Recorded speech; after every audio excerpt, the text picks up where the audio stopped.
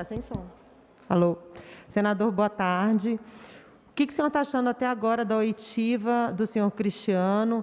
Quais as conclusões que o senhor já chegou até agora com o depoimento dele? Olha, eu já disse isso aqui antes e vou repetir. A CPI trabalha num processo de inversão de valores. Dá palco para bandidos, trata com respeito criminosos e pessoas de bem que servem ao Brasil, aos brasileiros, cuidam de gente, aí trata debaixo de vara, sob ataques, maus tratos, abuso de autoridade. Esse cidadão, o senhor Cristiano, chega aqui, mente para a CPI, deliberadamente mente à CPI. Ele dá um golpe no Brasil e nos brasileiros 2 vezes. No auxílio emergencial, deu golpe. Tentou incriminar alguém, dizendo que alguém tinha colocado os dados dele no sistema. Quando eu questiono para identificar quem foi, porque teria cometido um crime de estelionato, ele tem uma súbita vontade de ir ao banheiro. Vai, tem uma conversa de 10 minutos com o seu advogado e volta para revelar que mentiu à CPI. Que ele tinha dado um golpe no auxílio emergencial e que ele é que tinha que solicitado. O mesmo golpe que ele assumiu ter dado ao governo e mentido à CPI, tentou aplicar nessa situação da vacina. Tentou aplicar um golpe, negociando o que não tinha, se passando por representante de uma empresa que não tem vínculo formal. E questionado sobre se a empresa tem carta de representação da farmacêutica, também não sabe. Não sabe de nada, não viu nada, não entregou nada. É o clássico 171. E a CPI dá palco. E eu vi lá várias vezes hoje, olha, isso é muito importante. Olha, isso aqui é uma revelação muito importante. Depoimento importante. Importante o quê? Alguém que chega à CPI e mente,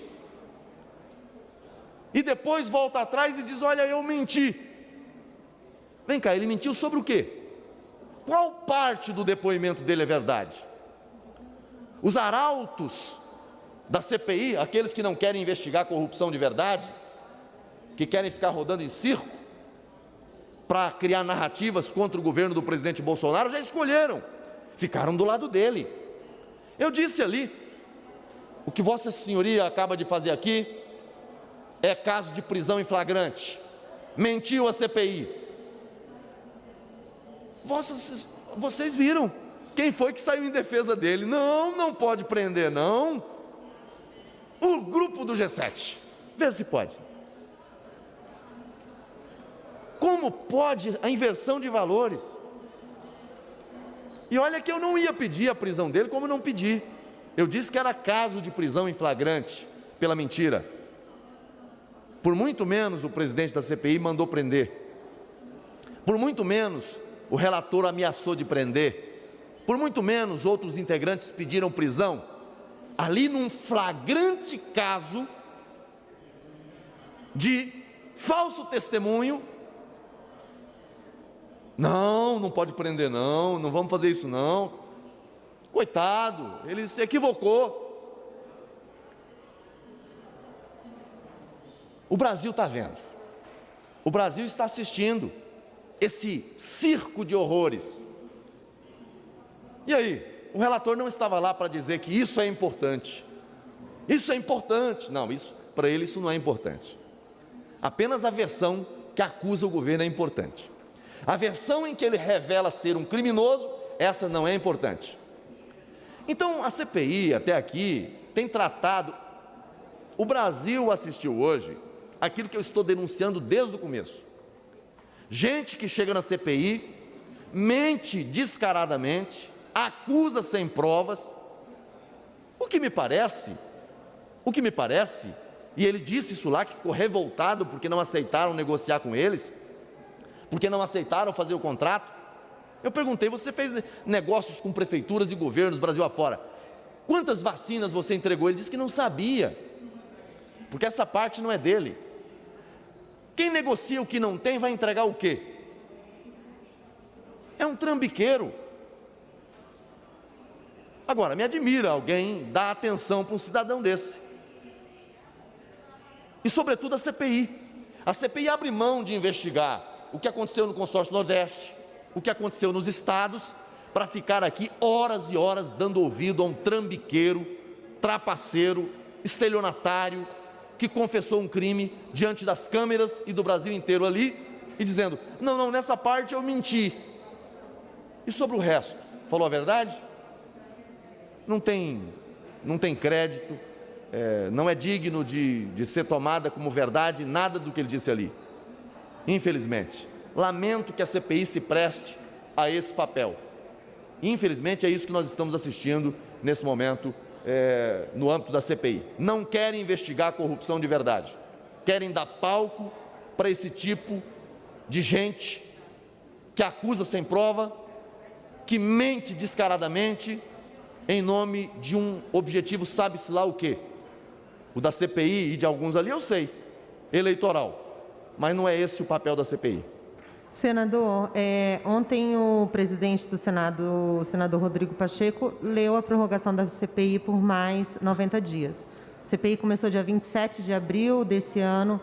Podemos dizer que a CPI está dividida em dois pontos, né? A primeira, agora esses dias, desde 27 de abril até hoje. Se houver o recesso do Senado, ela provavelmente irá parar por 2 semanas e depois irá dar continuidade nos próximos 90 dias. Qual a sua avaliação até agora da CPI e o que o senhor espera que a CPI investigue nos próximos 90 dias? A avaliação que eu tenho é de que a CPI até agora só produziu narrativas, falsas acusações, não investigou de verdade, não buscou provas, evidências, não olhou para os fatos, apenas tentam fazer narrativas serem encaradas como provas. Narrativas não são provas, nem na CPI e em nenhum outro lugar que se faça investigação minimamente séria. Então, até agora, não conseguiram buscar provas, elementos. E eu sou a favor que investigue no Ministério da Saúde, mas não só no Ministério da Saúde, investigue o que aconteceu. Estados, municípios, consórcio Nordeste, porque nós já identificamos casos escandalosos Brasil afora. O que aconteceu no consórcio Nordeste é escandaloso, mas lá não querem investigar. Aqui é o seguinte, o que é corrupção de verdade, o G7 diz, não, isso não pode investigar. O que é narrativa contra o governo federal, não, aí tem que investigar. Isso é importante. Mas o Brasil está assistindo isso tudo. Até quando nós vamos ficar rodando em circo aqui, sem buscar de verdade o que aconteceu com o dinheiro da pandemia? Com essa prorrogação, eu espero que no segundo momento da CPI, aqueles que hoje têm foco só no governo federal, tenham o interesse de investigar o que aconteceu com o dinheiro. O que aconteceu no Amazonas, o que aconteceu no Pará, o que aconteceu no consórcio Nordeste, o que aconteceu em Santa Catarina, o que aconteceu Brasil afora. Nós temos que parar de dar palco para bandidos, promover quem deu prejuízo ao Brasil, promover quem tentou dar golpe nos brasileiros e começar a ouvir de verdade quem pode contribuir e fazer uma investigação que busque os fatos, as evidências, as provas sobre tudo o que aconteceu. Investigação sem seletividade. Eu quero que investigue o que aconteceu no Ministério da Saúde, tanto quanto quero que investigue o que aconteceu nos estados e municípios. Não tem proteção. E se eventualmente aparecer alguma evidência de que algo errado aconteceu no âmbito do Ministério da Saúde, minha posição é clara. Vão arcar com as consequências. Mas até agora não vi nenhuma evidência. Muito obrigada, senador. Obrigado, gente.